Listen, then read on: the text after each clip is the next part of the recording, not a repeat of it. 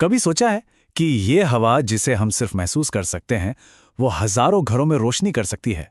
आज हम पवन ऊर्जा के इसी जादू के पीछे का साइंस समझने वाले हैं। सच में सुनने में तो ये किसी मैजिक जैसा ही लगता है ना, कि बस हवा से हमारे घर रोशन हो जाएं।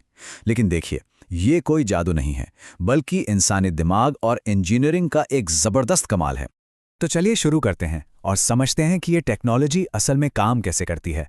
और आप हैरान हो जाएंगे ये जानकर कि इसका बेसिक आइडिया कितना कितना सिंपल है। अच्छा, तो इसका जो मेन आइडिया है ना, वो बहुत सिंपल है। इसे समझने के लिए बस अपने घर के पंखे के बारे में सोचिए।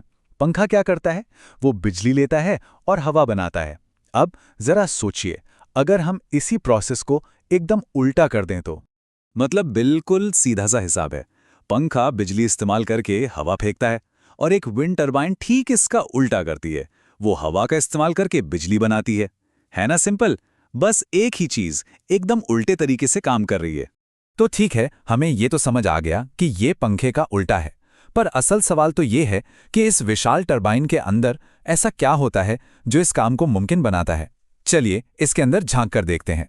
देखिए, एक विंड टरबाइन के अंदर ना कई सारे जरूरी पार्ट्स होते हैं और हर पार्ट का अपना एक खास काम है। सब मिलकर एक टीम की तरह काम करते हैं। तो आइए इसके कुछ मेन पार्ट्स को जरा करीब से देखते हैं। सबसे पहले आते हैं ये बड़े बड़े ब्लेड्स। ये किसी हवाई जहाज के पंखों की तरह ही डिजाइन किए जाते हैं। जब हवा इनसे टकराती है ना, तो वो इन्हें धक्का देती है और ये घूमने लगते हैं, बिल्कुल वैसे ही जैसे बचपन में हम कागज की फिरकी घुमाते थे। और हाँ, एक सवाल, ये इतने ऊंचे क्यों होते हैं? वो इसलिए क्योंकि जितनी ऊंचाई पर जाएंगे, हवा उतनी ही तेज और लगातार मिलती है। अब देखिए, ये जो ब्लेड्स हैं वो असल में काफी धीरे धीरे घूमते हैं और इतनी धीमी रफ्तार से तो बिजली बन नहीं सकती।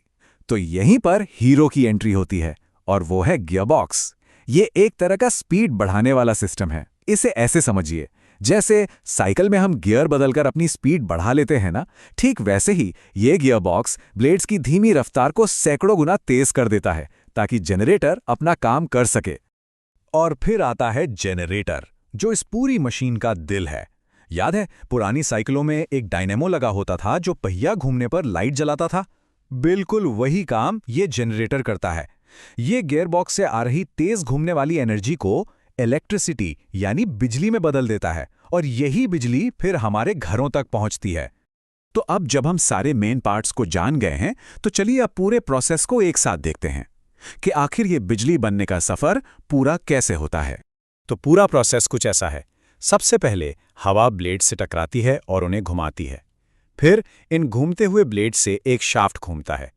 इसके बाद गियर बॉक्स इस धीमी रफ्तार को बहुत तेज कर देता है और ये तेज रफ्तार वाला शाफ्ट जनरेटर को चलाता है और बस जनरेटर इस घूमने की ताकत को बिजली में बदल देता है, जिसे ग्रिड तक भेज दिया जाता है। सिंपल शब्दों में कहें तो ये एनर्जी के एक रूप से दूसरे रूप में बदलने का खेल है। हवा की एनर्जी घूमने वाली एनर्जी में और फिर वो बिजली में बदल जाती है। तो ये सब सुनने में तो बहुत अच्छा लगता है, लेकिन क्या पवन ऊर्जा ही हर प्रॉब्लम का सलूशन है? देखिए, हर टेक्नोलॉजी की तरह इसके भी अपने फायदे और नुकसान हैं। चलिए दोनों पर एक नजर डालते हैं। सबसे बड़ा फायदा तो ये है कि ये एकदम साफ सुथरी एनर्जी है। मतलब कोई धुआं नहीं, कोई पॉल्यूशन नहीं, और एक बार टरबाइन लग गई तो इसे चलाने का खर्चा भी कम है। लेकिन इसके कुछ नुकसान भी हैं। जैसे हवा हमेशा एक जैसी रफ्तार से नहीं चलती, कभी तेज तो कभी बिल्कुल नहीं। और इन बड़ी बड़ी मशीनों को लगाने में शुरू में बहुत ज्यादा पैसा लगता है। साथ ही ये शोर भी करती हैं और इन्हें बहुत ज्यादा जगह चाहिए होती है।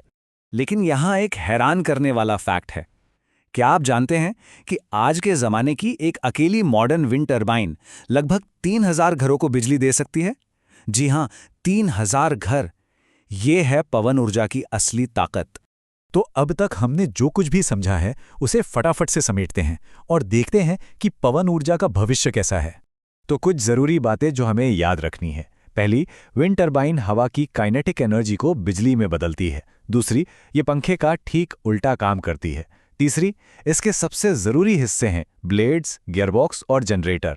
और आखिर में, ये एक क्लीन एनर्जी तो है, पर इसकी कुछ प्रैक्टिकल दिक्कतें भी हैं, जैसे हवा का हमेशा न चलना।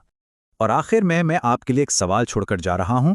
सोचिए, अगर हवा मुफ्त है तो फिर पवन ऊर्जा हर जगह क्यों इस्तेमाल नहीं होती? ये सवाल हमें इस टेक्नोलॉजी की असली दुनिया की चुनौतियों के बारे में सोचने पर मजबूर करता है, विश्वसनीयता और लागत जैसी चीज़ों के बारे में। इस पर ज़रूर सोचिएगा।